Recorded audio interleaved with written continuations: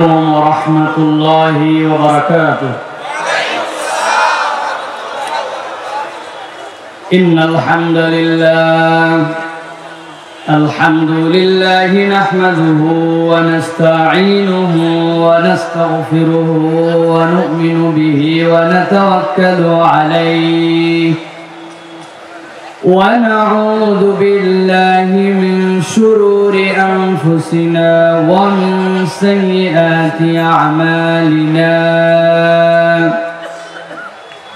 من يهد الله فلا مضل له ومن يضلل فلا هادي له، وأشهد أن لا إله إلا الله وحده لا شريك له، وأشهد أن سيدنا وحبيبنا وطبيب قلوبنا محمد الذي أرسله بالحق بشيرا ونذيرا وداعيا إلى الله بإذنه وسراجا منيرا. فقد قال الله سبحانه وتعالى في كلامه المجيد وفي فرقان الحميد: أعوذ بالله من الشيطان الرجيم. بسم الله الرحمن الرحيم.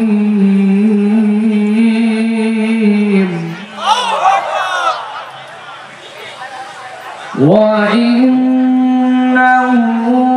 لتنزيل رب العالمين.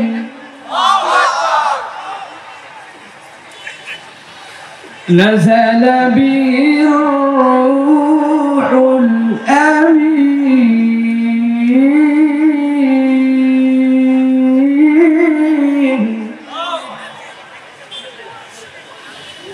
على قلبك لتكون من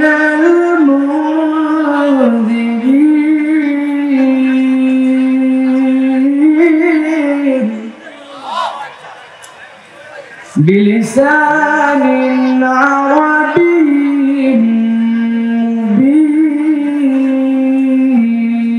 مبين. وقال الله سبحانه وتعالى آمرا ومخبرا: إن الله وملائكته يصلون على النبي يا أيها الذين آمنوا صلوا عليه وسلموا تسليما. اللهم صل على محمد وعلى آل محمد كما صليت على إبراهيم وعلى آل إبراهيم إنك حميد مجيد. اللهم بارك على محمد وعلى آل محمد كما باركت على إبراهيم وعلى آل إبراهيم إنك حميد مجيد. الحمد لله।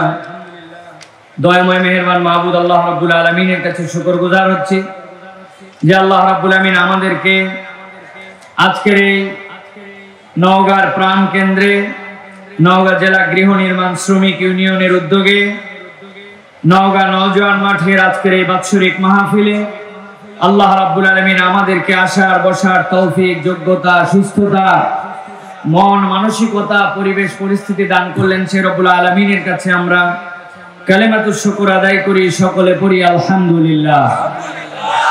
দরুদ এবং সালাম বর্ষিত হোক মানবতার মহান মুক্তির দূত আকায়ে নামদার তাজদারে মদিনা আপনার আমার প্রিয় রাসূল জনাবে মুহাম্মদুর রাসূলুল্লাহ সাল্লাল্লাহু আলাইহি ওয়াসাল্লামের প্রতি। আমার প্রিয় তরুণ যুবকেরা, স্নেহের ছোটরা, আলাদা প্যান্ডেল থেকে শুনছেন মা এবং বোনেরা, সকলকে একবার সালাম দিয়েছি। আরো একবার আপনাদের কাছে দোয়া পাওয়া এবং করার আশায় সালাম নিবেদন করি। আসসালামু আলাইকুম ওয়া রাহমাতুল্লাহ। আপনারা কেমন আছেন ভাই? গরম বেশি না ভাই? ভালো আছেন আপনারা? আপনারা কি ক্লান্ত হয়ে গেছেন ভাই? খুব কি খারাপ লাগছে আপনাদের? ভালো করে একটু ডানে বামে তাকায় দেখেন, তাহলে আপনি বুঝতে পারবেন যে এই রকম রাত্রে এরকম গরমের সময় এই নওজোয়ান মাঠে ছোট থেকে আমরা বড় হয়েছে, এর আশপাশে এখানে কত প্রোগ্রাম হয়, কত ইন্তেজাম হয়, সবগুলো আমরা দেখছি। এইরকম মাঠে রাজনৈতিক অনেক সমাবেশও হয় কি না?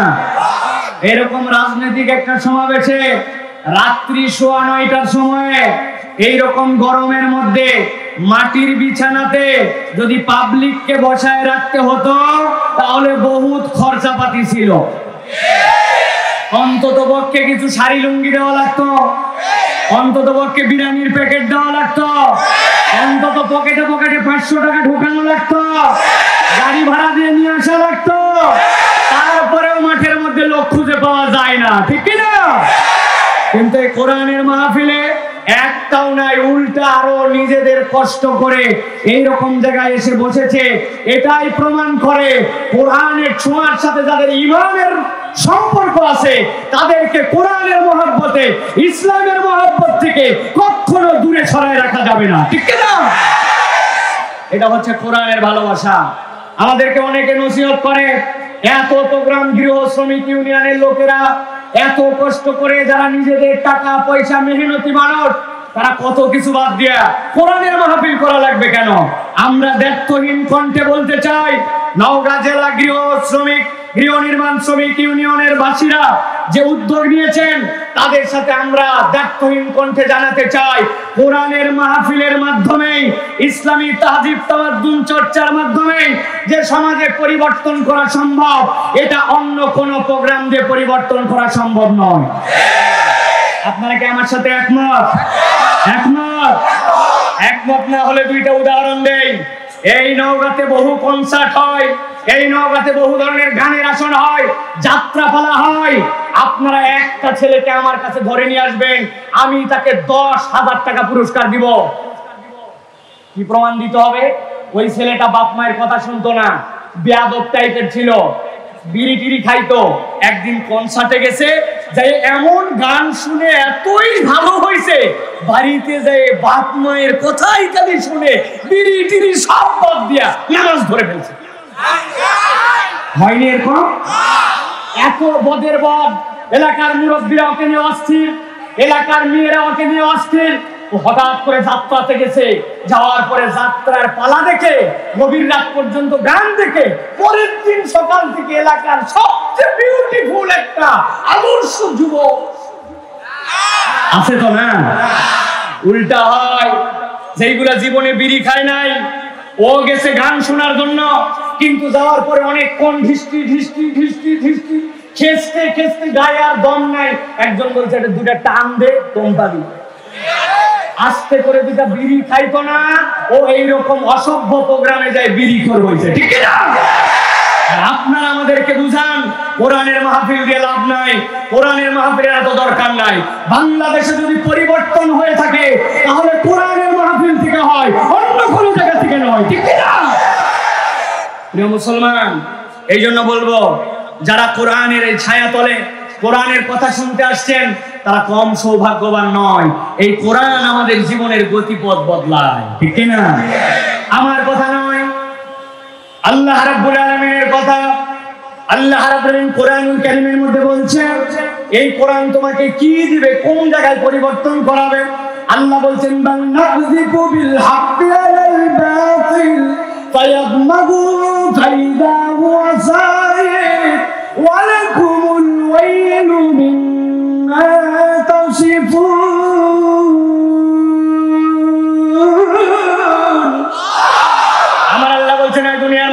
করে বোঝো, মাথা ঠান্ডা করে বোঝো। আল্লাহ বলছেন বাল নাকযিবু বিল হাক্কি আলাল বাতিল, এই কোরআন, এই হক, এই ইসলাম যেটা তোমাকে দেওয়া হলো, এটা কোন জায়গায় আঘাত করবে, এটা কোন জায়গায় পরিবর্তন করবে? আল্লাহ বলছেন বাল নাকযিবু বিল হাক্কি আলাল বাতিল, এই হক, এই ইসলাম, এই কোরআন আঘাত করবে বাতিলের উপরে, তবে বাতিলের যেমন তেমন জায়গায় আঘাত করবে না। আল্লাহ বলছেন আঘাতটা করবে ফায়াদমাগু। আরবিতে দামগুন শব্দের অর্থ হচ্ছে আপনার ব্রেন, আপনার চিন্তা, আপনার চেতনা। আল্লাহ বলছেন এটা তোমার চেতনার মধ্যে এমন ভাবে আঘাত করবে ফাইদা হুয়া যাহিক। আল্লাহ বলছেন এই আঘাতের কারণে আল্লাহ রাব্বুল আলামিন বাতিলটাকে সেখান থেকে নিশ্চিহ্ন করে দিবে। ফায়াদমাগু ফাইদা হুয়া যাহিক। মুফাসসিরে কেরাম এটার ব্যাখ্যা করছেন ইসলাম কেন বলল চেতনায় পরিবর্তন করা লাগবে। আপনি হিসাব মিলায় দেখেন, চেতনায় আর আদর্শ যদি পরিবর্তন না হয়, বাইরের পরিবর্তন দিয়ে সমাজ পরিবর্তন করা সম্ভব নয়। হঠাৎ করে আমাদের এই যে নতুন করে নির্মাণ হয়েছে মসজিদ, সামনে দেখতে পাইছেন আপনারা, এখানে আমাদের যে নওগাঁ কেন্দ্রীয় জামে মসজিদ, আসরের নামাজের পরে খবর হয়েছে একটা জুতা চোর ধরা পড়ছে। যেই বেটা এই যে আপনার নজন মাঠের সামনে চটপটি খাচ্ছিল, ও খবর পাইছে যে জুতা চোরটা ধরা পড়ছে। সোয়াল শীতের দিনে একটু গা গরম করে আসে, অন্তত নামাজ পড়ে নাই, কিন্তু জুতা চোরকে মারার জন্য দৌড় দিছে। কথা বলেন, জুতা চোর একটা পাওয়ার পরে মোটামুটি তাকে উত্তম মাধ্যম দেওয়ার পরে একজনের মনে হয়েছে এত মারলাম, কিন্তু যে জুতাটা চুরি করলো জুতাটা একটু দেখি তো। একজনকে বলছে কোন জুতা? বলছে এই যে। মাথায় হাত দিয়ে বলছে হায় হায়, যে জুতা চুরি করে যে পরিমাণ মার খালো, এই জুতা তো বাজারের মধ্যে তুলে বিক্রি করলে 60 টাকাও বিক্রি হবে না। এবার জিজ্ঞাসা করব, বুঝে থাকলে উত্তর দিবেন।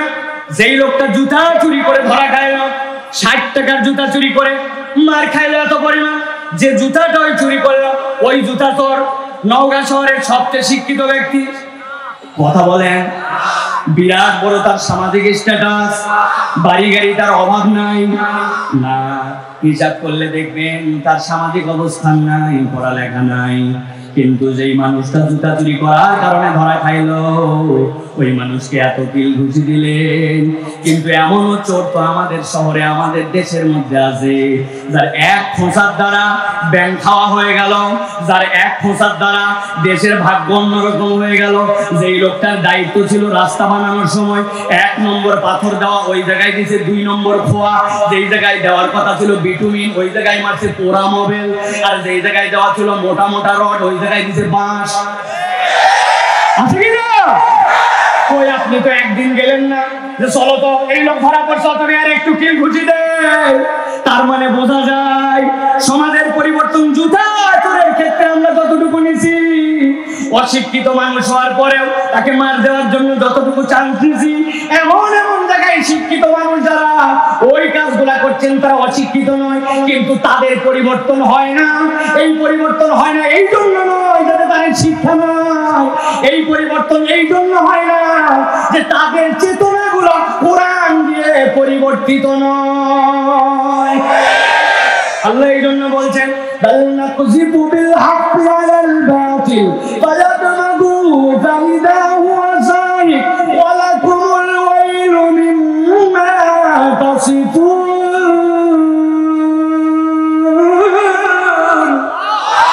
এই দুনিয়ার মানুষ, এই কোরআন তোমার পরিবর্তন করবে কোন জায়গায়? কোরআন তোমার পরিবর্তন করবে চেতনায়। সুবহানাল্লাহ বলেন। আর আমার আল্লাহ সাবধান করে দিচ্ছেন ওয়ালাকুমুল ওয়াইলু মিম্মা তাসিফুন। পণ্ডিত কিছু থাকবেই তোমাদের মধ্যে, যেই পণ্ডিতরা পণ্ডিতি করে বলতে পারে এই কোরআনের ব্যাপারে কিছু কথা। আমার আল্লাহ বলছেন যারা উল্টা পাল্টা কথা বলবে মুখ ঠিক করে নাও। ওয়ালাকুমুল ওয়াইলু মিম্মা তাসিফুন। এমন একদিন আল্লাহর কাছে আসতে হবে, তোমার এই কোরআনের ব্যাপারে উল্টা পাল্টা কথা বলার হিসাব কিন্তু তোমাকে চুকাতে হবে। ঠিক না? আছে কিনা আমাদের কিছু? আছে ভাই? হুজুরদেরকে দেখলে টিটকারি মারে, মোল্লা গোষ্ঠী খালি নামাজ করে, ওয়াজ করে, কোরআন করে, ইসলাম করে, এরাই সব এইরকম করে টিটকারি করে। আল্লাহ বলছেন ওয়ালাকুমুল ওয়াইল মিম্মা তাসিফুন। মুখ দিয়ে যদি কোরআন নিয়ে, কোরআনের মাহফিল নিয়ে, ইসলামী সভা সমাবেশ নিয়ে উল্টাপাল্টা কথা বলেন, আল্লাহর কাছে যে আপনাকে কড়াই গন্ডায় হিসাব বুঝে দিতে হবে, ঠিক না? অতএব প্রিয় ভাইয়েরা, এই যে আমরা কোরআন শোনার জন্য আসলাম, এবার একটু বুঝে থাকলে বলেন যে এই কোরআন শুনতে আসলে আমাদের লাভ আছে না নাই? যারা বললেন না আপনাদের সমস্যা আছে নাকি ভাই? কোনো বুঝে বলেন, কোরআন শুনতে আসলে লাভ আছে না নাই? এই লাভ কি কম না বেশি? এই লাভটা যে আছে এটা বুঝে না না বুঝে? বুঝে। এই একজনকে দাঁড় করাবো, যে কোনো একজন আমার ইয়াং যারা আছে, কি আপনার লাভ এটা বুঝে বলছেন, 3টা পয়েন্ট আপনাকে বলতে হবে যে কোরআন শুনলে আপনার কি লাভ। বলবো অনেকেই যে হুজুর আসলে আমরা সব কিছুতে হ হ করি শুধু, কিন্তু মূল আমাদের যে নলেজ, এই নলেজটা আমরা নিতে চাই না। অনেক ইয়াংরা ঘুরে ফিরে করে, আমরা তো সারা দেশে আল্লাহ আমাদেরকে যতটুকু নিয়ে যাওয়া, আমরা মাঝে মাঝে অবাক হই। অনেকে আমাদেরকে বলে ওয়াজ, কত ওয়াজ লাগবে, এখন ওয়াজ আমার, আপনাদের ওয়াজ আমার পকেটে আছে না ভাই? আমি ওই জায়গায় একজনকে জিজ্ঞাসা করছিলাম, ভাই পকেটে তো ওয়াজ আছে বুঝলাম, কিন্তু আপনার কাছে আমি দুটো প্রশ্ন করি, বলেন তো। বলে কি প্রশ্ন বলেন? আমি বললাম যে গোসল যে ফরজ হয়, গোসলের ফরজ কয়টা বলেন তো ভাই? তো বলছে গোসলের ফরজ 3টা। আমি বললাম সাংঘাতিক ব্যাপার, কি কি?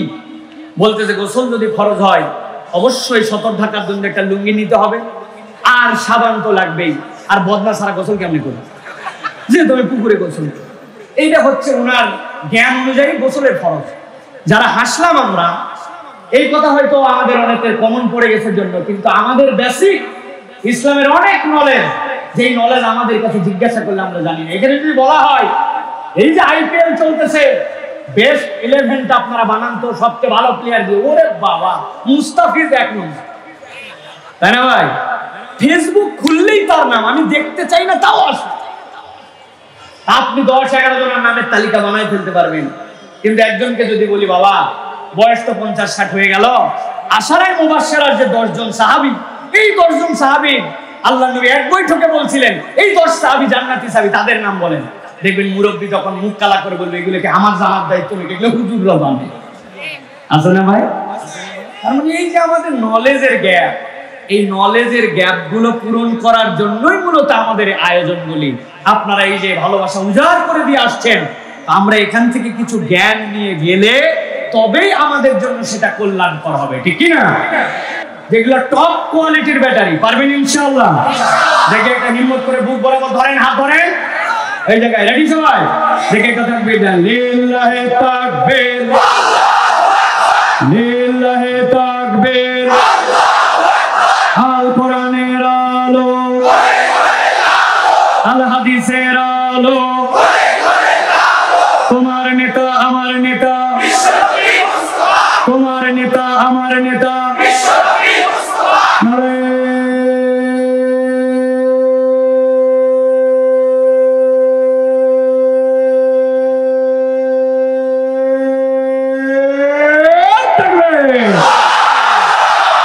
আলহামদুলিল্লাহ, আলহামদুলিল্লাহ বলেন। শয়তান আছে না, এদিকে ব্রিজ পার, ওদিকে এটিএম মাঠ পার, ঠিক না? আল্লাহ আমাদেরকে কবুল করবেন, আল্লাহুম্মা আমিন। আল্লাহু আকবারের স্লোগান শুনলে শয়তান সহ্য করতে পারে না, ঠিক না? এইজন্য আল্লাহু আকবারের তাকবীর অনেকে পছন্দ করে না। আল্লাহু আকবারের স্লোগান কোনো দলীয় স্লোগান নয়, কোনো পার্টির স্লোগান নয়, কোনো গোষ্ঠীর স্লোগান নয়। আল্লাহু আকবারের স্লোগান ঈমানদারের স্লোগান। ঈমানদারের হৃদয়ে যতদিন পর্যন্ত ঈমান থাকবে, এই বাংলার আকাশে কালেমার এই তাকবীর চলতেই থাকবে, চলতেই থাকবে, চলতেই থাকবে। অতএব আল্লাহর নাম বুলন্দ কণ্ঠে বলবেন। রাজি আছেন তো ইনশাআল্লাহ? সূরা হাদীদ থেকে আমরা 4টা আয়াতে কারিমার উপরে সংক্ষিপ্ত কথা শুনবো। কয়টা আয়াত? সূরার নাম হাদীদ। বলেন, সকলে বলেন, বললেই সওয়াব। হা দাল ইয়া দাল 40 সওয়াব। কোরআনের আয়াত এইটা। অতএব আমরা হাদীদ থেকে 4টা আয়াতের উপরে কথা শুনবো ইনশাআল্লাহ। তবে এই 4টা আয়াতের মধ্যে আল্লাহ রাব্বুল আলামিন আমাদের জন্য চমৎকার করে 4টা আলাদা চিত্র অঙ্কন করেছেন। 4টা আলাদা চিত্রকে আল্লাহ রাব্বুল আলামিন একটা সম্পূরক ডিজাইন দিয়ে বান্দার কাছে একটা বার্তা উপস্থাপন করেছেন। আমরা এই 4 আয়াতে কারিমা চারটা দৃশ্য এবং সেখান থেকে আল্লাহ রাব্বুল আমিনের দেওয়া শিক্ষা, এইটা আমাদের জীবনে গ্রহণ করার নিয়তে শুনে আমরা বাড়িতে যাব। সকলে বলি আল্লাহুম্মা আমিন। ভয় নাই, অনেকেই ফাঁকিতে পড়ে গেছেন, দাঁড়ায় থাকেন আর বসে থাকেন, দূরেই থাকেন আর কাছে থাকেন, ভালো করে শুনতে পান আর শুনতে না পান, সকলে সমস্বরে একসাথে বলেন আল্লাহুম্মা আমিন। হয় নাই? আরেকবার বলেন, আরেকটা সুযোগ দিলাম। সকলে আমরা আমলের নিয়তে এই কথা শুনে বাড়িতে যাব, বলেন আল্লাহুম্মা আমিন। আল্লাহ কবুল করুক। প্রিয় ভাইরা, চলেন তাহলে আমরা কোরআনুল কারীমের মধ্যে প্রবেশ করি। বিতাড়িত শয়তান থেকে আশ্রয় প্রার্থনা করে সকলের সমস্বরে একযোগে আমরা কোরআনুল কারীমের মধ্যে প্রবেশ করি। সকলে পড়েন আউযু বিল্লাহি মিনাশ শাইতানির রাজীম। বিসমিল্লাহির রাহমানির রাহিম। ইয়াউমা তারাল মুমিনিনা ওয়াল মুমিনাতি يسعى نورهم بين أيديهم وبأيمانهم بشراكم اليوم جنات। আমার আল্লাহ রাব্বুল আলামিন নবীজি সাল্লাল্লাহু আলাইহি সাল্লামকে বলছেন, ও আমার হাবিব, দুনিয়ার বুকে যখন আপনার প্রতি আল্লাহ রাব্বুল আমিন ইসলাম দান করলেন, আপনাকে যখন দ্বীনের দাওয়াত দিতে দেওয়া হলো, আপনাকে যখন ঈমানের বার্তাটা আপনার কওমের কাছে পৌঁছায় দিতে দেওয়া হলো, সেই সময়টুকুতে ইসলাম যারা গ্রহণ করেছিল, প্রথম দিকে যারা ইসলামের পক্ষে এসেছিল, তাদের প্রতি কি কষ্ট দেওয়া হয়েছে, তাদেরকে কেমন অত্যাচার দেওয়া হয়েছে, তাদেরকে কেমন জুলুম নির্যাতন করা হয়েছে আপনি দেখেছেন। কিন্তু হে রাসূল, এই দিনের পরে কিয়ামতের যে দিবসটা আসবে, ওই দিবসে এমন একটা জায়গাতে আপনাকে বসানো হবে যেটা আপনার জন্য মাকামে মাহমুদ। আর একবার যখন আপনি মাকামে মাহমুদে বসবেন, আল্লাহ বলছেন হাসরের ময়দানটা আপনার চোখের সামনে চলে আসবে। আল্লাহ রাব্বুল আমিন এমন জায়গায় বসাবেন যেই জায়গাতে বসার পরে পুরা হাসরের ময়দানটা আল্লাহ আপনার চোখ দিয়ে দেখার ব্যবস্থা করে দিবেন। আল্লাহ রাব্বুল আমিন বলছেন ওই দিবসে এক নম্বর একটা দৃশ্য আপনি দেখতে পাবেন। কি দৃশ্য? আল্লাহ বলছেন, ইয়াউমা তারাল মুমিনিনা ওয়াল মুমিনাতি ইয়াসআ নূরুহুম বাইনা আইদিহিম ওয়া বিআইমানিহিম। আপনি দেখতে পারবেন হে নবী, যত ইমানদার পুরুষ আর যত ইমানদার নারী, সবগুলো আপনার চোখের সামনে। আর আল্লাহ রাব্বুল আমিন তাদের ডান থেকে আর তাদের সামনে থেকে ইয়াসআ নূরুহুম, এমন ভাবে তাদের একটা আলো বের করে দিবেন যে আলোগুলো তাদের সামনে দিয়ে দৌড়াদৌড়ি করতে শুরু করে দিবে। আল্লাহ নবী ব্যাখ্যা করতেছেন মুসনাদে আহমদের হাদিসের মধ্যে, বান্দাদের যাদের ঈমান থাকবে তাদের আলোটা এমন হবে এক পর্বত থেকে আরেক পর্বত পার হয়ে যাবে। আল্লাহু আকবার। আর যার ঈমানের জজবা কম, ঈমানের পাওয়ার কম, তার ওই বৃদ্ধাঙ্গুলির মাথা দিয়ে একটা আলো বের হবে। কখনোই আলোটা জ্বলে, আবার কখনো আলোটা বন্ধ হয়ে যায়। কিন্তু ওই বৃদ্ধাঙ্গুলির মাথা দিয়ে যতটুকু আলো জ্বলে আর বন্ধ হয়, ওইটার কারণে ওই ব্যক্তিটা তার জান্নাতের রাস্তা খুঁজে নিতে শুরু করবে। আল্লাহ বলছেন, নবী আপনি দেখবেন উম্মতে মুহাম্মাদের মধ্যে থেকে যারা মুমিন পুরুষ আর মুমিন নারী, আল্লাহ রাব্বুল আমিন তাদের সামনে থেকে আর ডান দিকে আলো দিয়ে দিবেন। যেই না তারা আলো পেয়ে যাবে, আল্লাহ বলছেন তাদের জন্য ঘোষণা এসে যাবে, সালামুন কাওলাম মির রাব্বির রাহিম। আল্লাহর পক্ষ থেকে তাদের জন্য সালাম। এই সালাম পাওয়া মাত্র আল্লাহ কোরআন অন্য জায়গায় বলছেন, ওয়ায়ান কলিবু ইলা আহলিহি মাসরুরা, তাদের আলো নিয়ে তারা আনন্দিত হয়ে আত্মীয় স্বজনের কাছে দৌড়াতে শুরু করবে। আল্লাহ বলছেন, নবী এমন সময় দেখবেন আল্লাহ একদল ফেরেশতা পাঠাবেন। ফেরেশতা পাঠানোর পরে বলবেন, ও আল্লাহর বান্দারা, ও আলোওয়ালারা, দাঁড়াও দাঁড়াও, আরো তো কথা তোমাদের সাথে বাকি আছে। কি কথা তোমাদের সাথে?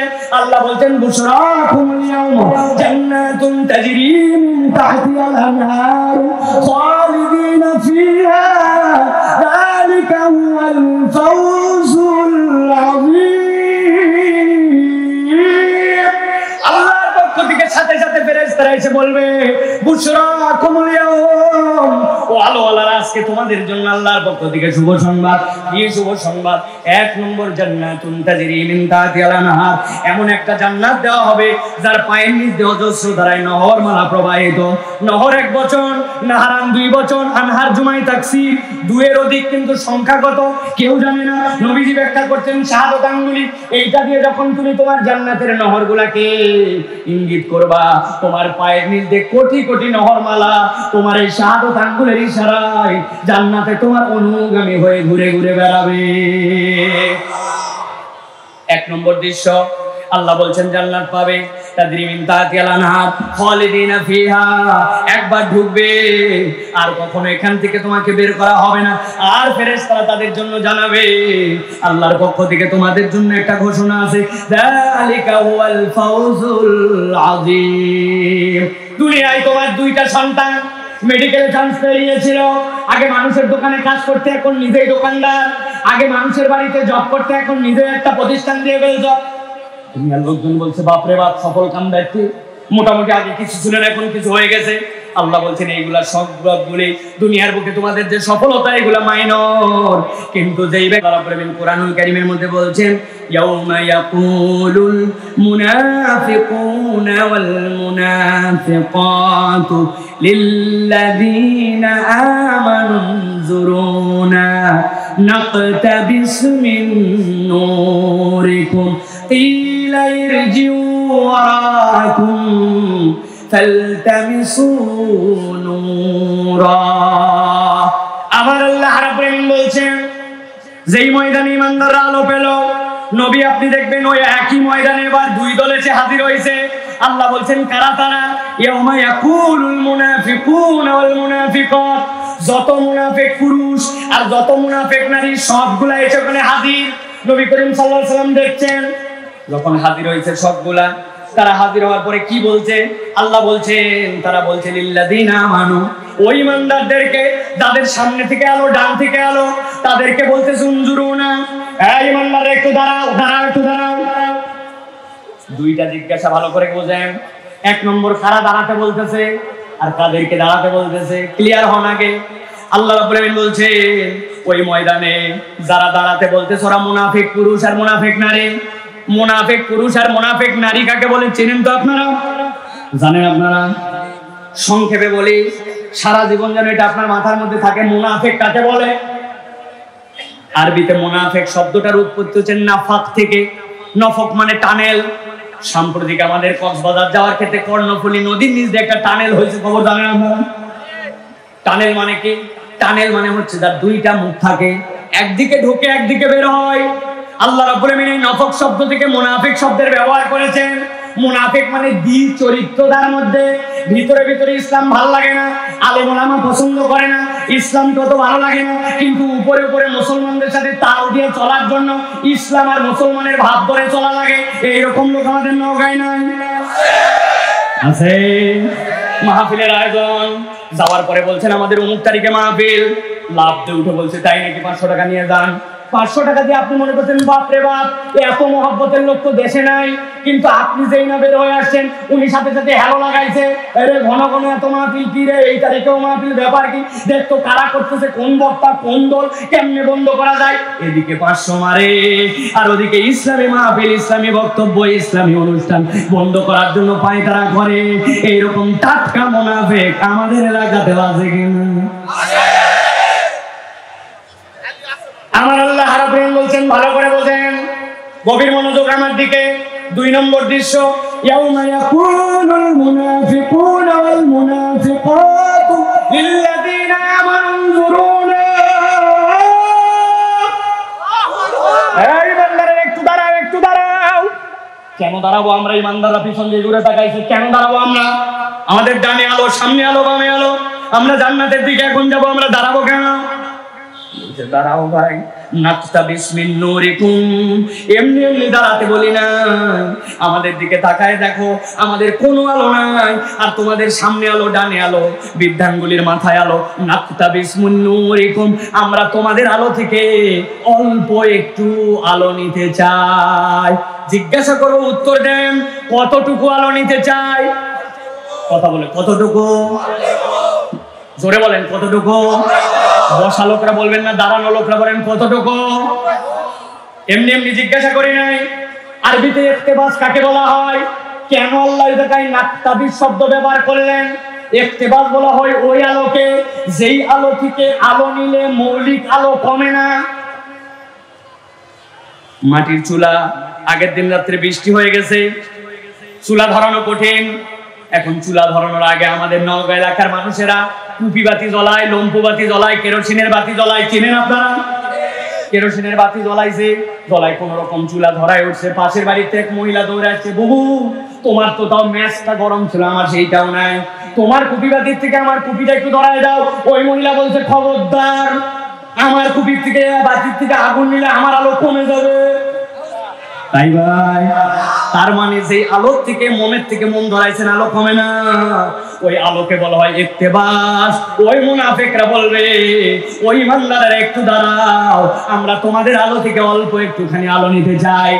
ইমানদাররা সাথে সাথে তাদেরকে কি উত্তর দিবে? ইমানদাররা বলবে, কিলাইরজু ওয়ারাকুম ফালতামিসু নূরা। ও মুনাফিকের দল, এই আলো দুনিয়া থেকে কামাই করে নিয়ে আসতে হয়েছে, এই আলো এখান থেকে নেওয়া নয়। অতএব আলো যদি নিতে যাও, আজকের ময়দান থেকে দুনিয়ায় চলে যাও। জিজ্ঞাসা করে উত্তর দেন, একবার যদি আমরা হাসরের ময়দানে যাই, ওই ময়দান থেকে কি দুনিয়াতে আবার ফেরত আসার সুযোগ আছে? বা তাহলে কেন বললো ইমানদারেরা ইরজু ওয়ারাকুম ফালতামিসু নূরা, যাও দুনিয়ায়, দুনিয়ার থেকে আলো নিয়ে আসলো? কেন বললো? ছোট্ট একটা উদাহরণ দেই, ভালো করে খেয়াল করেন। এটা আমার হাতে মোবাইল, একটা আলো জ্বলাইছি, দেখতে পাইছেন আপনারা? আরে কথা বলেন, আমার নওগাঁর লোকের গলা কি কম নাকি ভাই? আমি না টানা 6 মাস কথা বলতে বলতে গলা বসে গেছে, আপনারা তো বলছেন আলো দেখতে পাইছেন। এবার উত্তর দেন তো, যে আলো দেখলেন আপনারা, এই আলো কোথা থেকে আসছে? মোবাইল, তাই না? কিন্তু একটু মাথা কাটান, ঠান্ডা মাথা একটু বোঝেন, এই আলো কোথা থেকে আসছে একটু বোঝেন তো। নওগাঁতে একজন লোক সকালবেলা বাজার করতে গেছে, মাছ কেনার জন্য গেছে। যাওয়ার পরে খানিকক্ষণ পরে বাজারে ঢোকার পরে দেখে এর মোবাইল কান্নাকাটি করে।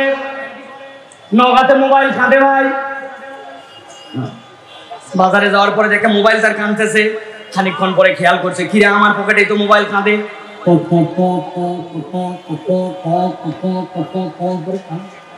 বাইর করছে পকেট থেকে, বাইর করে দেখে হায় হায়, মোবাইলের তো এটা রিংটোন না, আমার মোবাইল তো 10%-এর নিচে চার্জ নেমে গেছে, এই জন্য মোবাইল সিগন্যাল দিচ্ছে। খানিকক্ষণ পরে মাথায় হাত দিয়ে বলছে, হায় হায়, মোবাইলের তো এরকম হওয়ার কথা না, গত রাত্রে তো আমি চার্জে দিয়েছিলাম।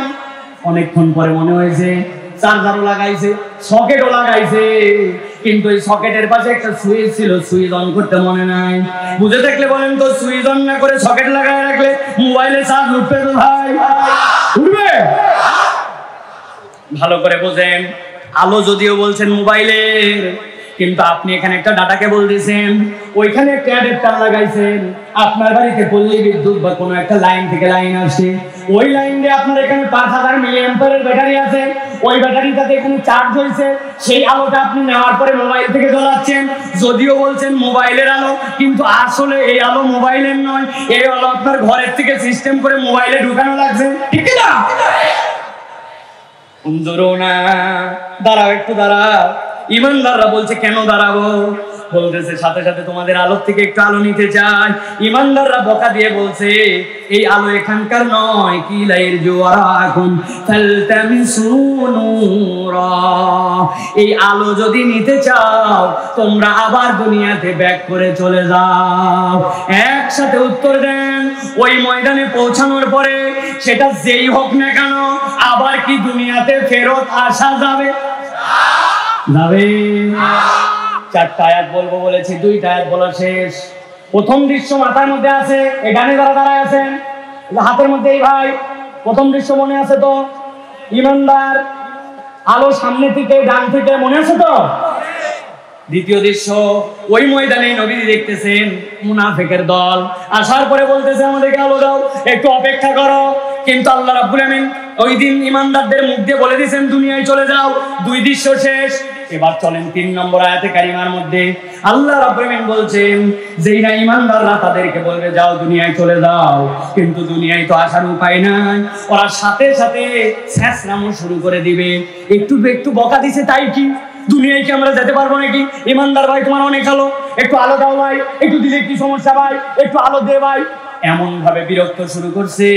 আল্লাহ রাব্বুল আলামিন বলছেন এই বিরক্ত করার সাথে সাথে আল্লাহ ওই হাসরের ময়দানে নবীকে দেখাবেন 3 নম্বর একটা দৃশ্যের অবতারণা হয়ে যাবে। দুনিয়ার বুকে যে আল্লাহ মানছে আর আল্লাহ মানে নাই, মৌলিক নিয়ামত দিতে আল্লাহ কাউকেই কম করেন নাই, ঠিক না?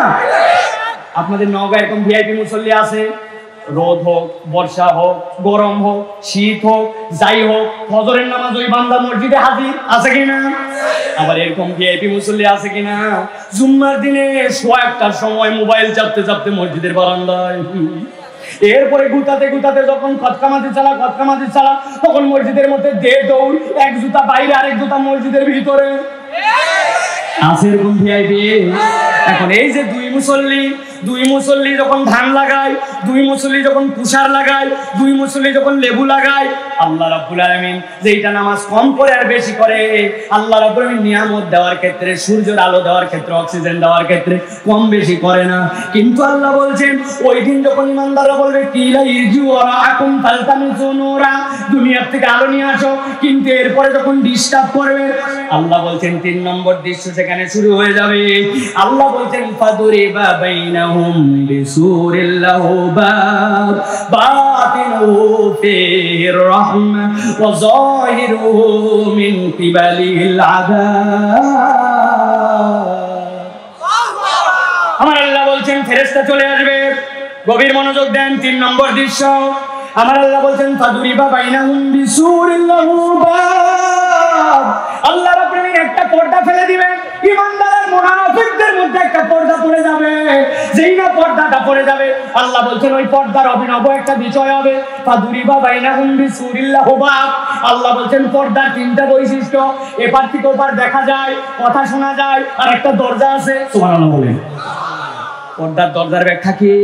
তাফসীরের ভিতরে মুফাসসিররা ব্যাখ্যা করছেন দুনিয়াতে মুনাফিকরা ঈমানদারদেরকে যত না বাস্তবিক কষ্ট দিয়েছে তার থেকে বেশি মানসিক কষ্ট ঈমানদারদেরকে বেশি দিয়েছে। নবীজি 1000 লোক নিয়ে যাচ্ছিলেন বদরের যুদ্ধে, যেতে যেতে দেখলেন প্রায় 700 জন নাই, ইসলামের বিজয় হয়েছে, কিন্তু আল্লাহর নবী এমন কাঁদা কাঁদছেন, এমন মনের কষ্ট পাইছেন যে আবু বকর শেষ পর্যন্ত রাদিয়াল্লাহু তাআলা বলছেন হাসবুকা ইয়া রাসূলুল্লাহ, এনাফ এনাফ, আপনার আল্লাহ আপনাকে দেখতেছেন। এই যে মুনাফিকরা ঈমানদারদেরকে পদে পদে কষ্ট দেয়, আল্লাহ বলছেন হাসরের দিনে একটা পর্দা দেওয়া হবে, ভিতরের দিকে ঈমানদাররা আরামে আর বাহির দিকে মুনাফিকরা কষ্টে। আর আল্লাহ বলছেন ওই পর্দার একটা দরজা থাকবে, দরজাটা খোলা না খোলা এইটা ঈমানদারের হাতে পাওয়ার থাকবে। ঈমানদাররা খুলবে না, কিন্তু মুনাফিকরা দেখবে চাইলে ঈমানদার খুলতে পারে। দুনিয়ায় মুনাফিকরা মুনাফিকি করে যা কষ্ট দিয়েছে আল্লাহ জাহান্নামে পাঠানোর আগে হাসরের ময়দানে তাদেরকে এই কষ্ট দিয়ে দিবে।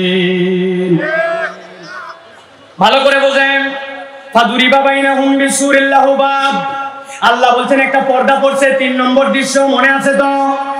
আল্লাহ বলছেন পর্দা পড়লো, এই পর্দার একটা ভিতর দিকে রহমত আর বাহির দিকে কষ্ট। মুনাফিকরা কষ্টে কষ্টে অবস্থা খারাপ, এই মানুষগুলা তখন ক্লান্ত হতদম হয়ে গেছে। মুনাফিকদের আলো নাই, আলো চাইছিল, একটু ডিস্টার্ব করার কারণে পর্দা পড়ে গেছে, ঈমানদাররা আরামে আছে।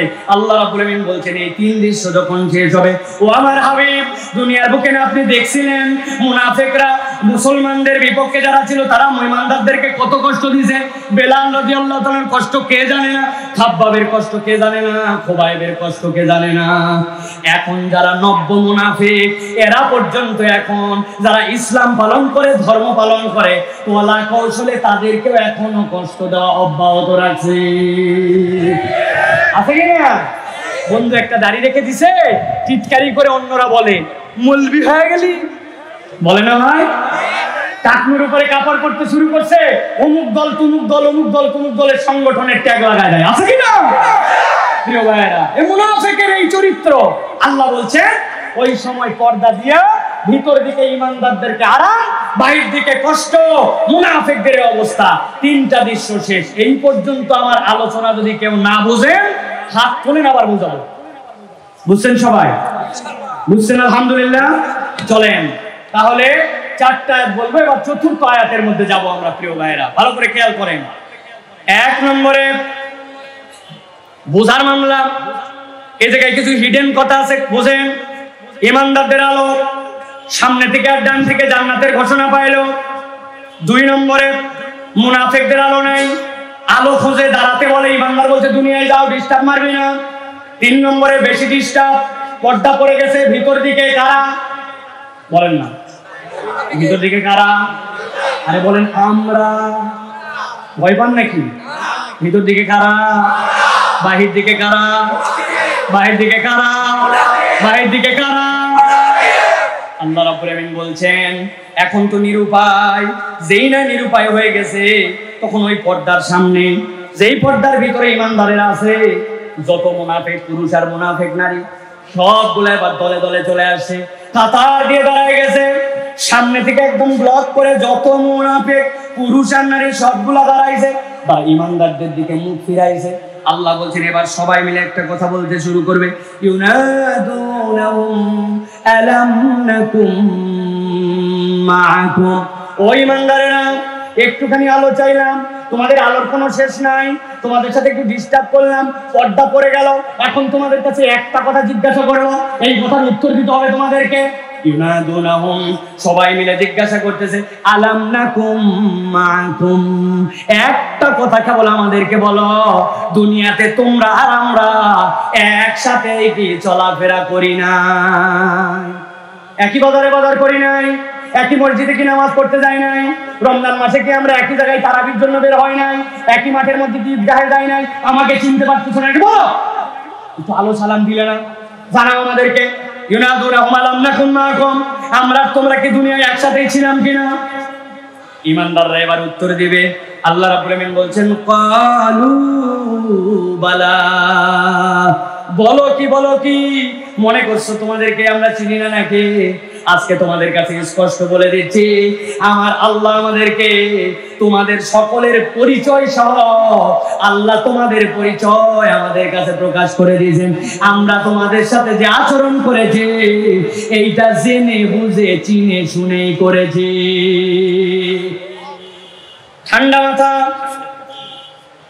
ঠান্ডা মাথায় ভালো করে বোঝেন, নীরবে কথা বোঝেন। এই কথাটা কোরআনুল কারীমের মধ্যে এইভাবে উল্লেখ নাই, কিন্তু বুঝাচ্ছেন ইমানদারদের আলো, মুনাফিকের আলো নাই। আলো চাওয়ার জন্য ডিস্টার্ব করে পর্দা পড়ে গেল, পর্দা পড়ার পরে বিরক্ত হয়ে জিজ্ঞাসা করলো যে তোমাদেরকে আমরা চিনো কিনা, না চিনে এরকম আচরণ করতেছো কিনা, আমাদেরকে চেনো কিনা? ইমানদাররা বলছে ক্বালু বালা। এখন বাস্তবতায় মনে হচ্ছে মুনাফিকরা বলতেছে চেনোই যেহেতু, তাহলে একটু আলো দিলে সমস্যা কোথায়? তোমাদেরকে আলোর অভাব নাকি? না চিনা লোক নয়, ভিন্ন কথা ছিল, চেনো যেহেতু, একটু আলো দিলে সমস্যা কোথায়? আমার আল্লাহ রাব্বুল আমিন বলছেন, এবার রাব্বুল আমিন ওই দিন ওই ইমানদারদের মুখ দিয়া ওই মুনাফিকদের কাছে তাদের দুনিয়াতে আলো যে নাই, আজকে যে তারা বিপদে, দুনিয়ায় তাদের কয়টা অপরাধ ছিল আল্লাহ ওই দিন ইমানদারদের মুখ দিয়ে মুনাফিকদেরকে জানাই দিবেন। সাথে সাথে ইমানদারেরা মুনাফিকদেরকে বলতে শুরু করবে, যতই চিনি তোমাদেরকে আর যতই আলো আমাদের সামনে থাকুক না কেন, আজকে আমরা তোমাদেরকে জানাই দিচ্ছি, দুনিয়াতে 4টা অপরাধ থাকার কারণে আজকে তোমরা আলো হারা। জিজ্ঞাসা করব আপনাদের কাছে, একসাথে সমস্যার উত্তর দিতে হবে। দুনিয়াতে কয়টা অপরাধের কারণে মুনাফিকদের আলো হারাবার কারণ হয় নাই? হাত রেডি করেন, এরকম করে নিচের দিকে হাত রেডি করবেন। আমি বলবো কয়টা, হাত তুলে দেখাতে হবে। মুনাফিকদের আলো হারাবার কারণ কয়টা? আপনার হাতে সমস্যা কি? হাত নামান আবার। মুনাফিকদের দুনিয়াতে আলো হারাবার কারণ কয়টা? লাল গেঞ্জি, হাত উঠে নেন, দাঁড়ায় আছেন, আমার চোখ কিন্তু আল্লাহ ভালো রাখছে এখন। আবার হাত নামান। মুনাফিকদের দুনিয়াতে আলো হারাবার কারণ কয়টা? হাত নামান। বলবে সাইফুল্লাহ ভাই কি শুরু করছেন এইগুলা, হাত তোলো, এ করো সে করো। কারণ আছে ভাই, আমাদের নওগাঁর মানুষ যে কি ধরনের ওয়াজ পছন্দ করে এটা আমি এখনো শিখতে পারি নাই। কারণ এখানকার লোকজন ওয়াজ শুনে বাড়িতে যায় বউকে বলে বক্তা ছিল, বউ জিজ্ঞাসা করছে কি ফাটালো, বলছে তা বলতে পারবো না, কিন্তু ফাটাইছে। কারা কারা অনুরোধ করছে হুজুর একটু আযান দেন, উনি অনেক পাম্পট্টি খায় আযান দিয়েছে। এখন মক্কা শরীফের আযান, আল্লাহু আকবার আল্লাহু আকবার। হুজুর মক্কা তো দিলেন, এখন মদিনা দেন। এরপরে বাংলাদেশ আস্তে আস্তে আস্তে আস্তে আস্তে কুমাইগাড়ি কীর্তিপুরে হতে হতে আযান শেষ। লা ইলাহা ইল্লাল্লাহ। বলছি বাপরে, 10 ধরনের আযান জানে হুজুর। এবার গজল, এরপরে হুজুর গজল, এই সব মোটামুটি করে মনে করলো যে একটা ফাটাফাটি মাহফিল। বাড়িতে যাওয়ার পরে কি ফাটালো আর কি শিখলো কিচ্ছু আল্লাহর রহমতে আমাদের জানা নাই। এই জন্য আমি বলি আপনাদের কাছে, নওগাঁর ছেলে হিসাবে আমি ফাটাফাটির ওয়াজ জানি না ভাই, আমি তো জোরাতালি দেওয়া ওয়াজ যতটুকু করতেছি। এই জন্য আপনাদের এই কথাগুলি যেন বাড়িতে যায়। এই যে হাজার হাজার লোক এখানে আসছেন, এত বড় প্যান্ডেল বানায়া নওজোয়ান মাঠে মাহফিল হয়েছে কিনা এটা সন্দেহ আছে। খোলা হয়েছে, খোলা অনেক পাওয়া যাচ্ছে, কিন্তু পুরা মাঠটার শুরু থেকে ঢাকা, ঈদের পর থেকে এই পর্যন্ত এটা কন্টিনিউ করে রাখা এত সোজা নয়। এটা আমাদের নির্মাণ শ্রমিক যারা আছে, যারা উদ্যোগ নিচ্ছে, তারা একটা বড় দিনের পরিচয় দিচ্ছে, ঠিক না? এই জন্য আজকের এই কথাটা আমাদের বাড়িতে নিয়ে যেতে হবে। তাহলে মুনাফিকদের আলো হারাবার কারণ কয়টা? কয়টা? জোর হলো না, আরেকটু জোরে। আমরা এই 4টা কথা শুনে শাইখ আহমদুল্লাহ আসলেও উনাকে বসে থাকতে হবে, কারণ এই 4 কথা শেষ না হলে উনাকে মাইক দেওয়া হবে না। ঠিক আছে না? ইনশাআল্লাহ প্রিয় ভাইরা, তাহলে এবার চলেন আমরা 4টার মধ্যে যাই। আল্লাহ রাব্বুল আলামিন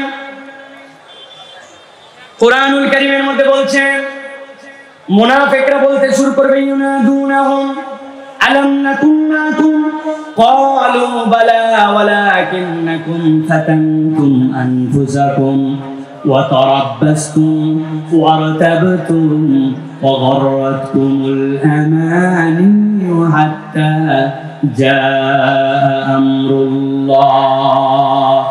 মুনাফিকরা যখন বলবে যেন ওই জায়গাটা আমাদেরকে একটু কেনে আমাদের জন্য আলোর ব্যবস্থা করলে সমস্যা কোথায়? আল্লাহ বলতেন সাথে সাথে ইমানদাররা বলতে শুরু করবে, ওয়ালাকিন্নাকুম ফাতানতুম আনফুসাকুম। গভীর মনোযোগে শুনেন, আল্লাহর বান্দাদেরকে উত্তর দিবে, ও মুনাফিকের দল, তোমাদের ওই দিনে 4টা অপরাধ ছিল, এই 4 অপরাধের কারণে তোমরা আলোহারা। আমি 4 অপরাধের ধারাবাহিকভাবে 1 2 3 4 বলবো, তবে তার আগে আপনাদের কাছে 2টা প্রশ্ন করব। এই 2 প্রশ্নের উত্তর দিলে বুঝবো যে আপনারা মোটামুটি বিষয়টা বুঝতেছেন। দেখেন তো, বুঝে থাকলে উত্তর দেন। আল্লাহ রাব্বুল আলামিন আমাদের জন্য কিয়ামতের দিবসটি কায়েম করে দিয়েছেন। আবার বলি, কিয়ামত কি কায়েম হয়ে গেছে? আল্লাহ রাব্বুল আলামিন কি মুনাফিক আর ঈমানদারদেরকে পার্থক্য করে আলাদা করে দিয়েছেন? কিন্তু ভেবে দেখছেন 1450 বছর আগে নবীর প্রতি ওহী দিয়েছেন, আল্লাহ রাব্বুল আলামিন প্র্যাকটিস করাই নিচ্ছেন নওজোয়ান মাঠে বসে, ও ঈমানদারেরা তোমরা তোমাদের অপরাধ থাকলে শুধরায় নাও, কেননা আল্লাহ কিয়ামতের দিনে একজনকেও জাহান্নামে নিতে চান না। এই জন্য আল্লাহ প্র্যাকটিসের জন্য কোরআনে প্রশ্নগুলা ফাঁস করে দিয়েছেন। সুবহানাল্লাহ। আল্লাহ রাব্বুল আলামিন বলছেন, এবার তারা বলতে শুরু করবে, ক্বালু বালা ওয়ালাকিন্নাকুম ফাতানতুম আনফুসাকুম ওয়া তারাব্বাসতুম ওয়ারতাবতুম ওয়া গররাতকুমুল আমানিয়্যু হাত্তা জাআ আমরুল্লাহ। আমার আল্লাহ বলছেন, সাথে সাথে তারা 1 নম্বর কারণ বলবেন।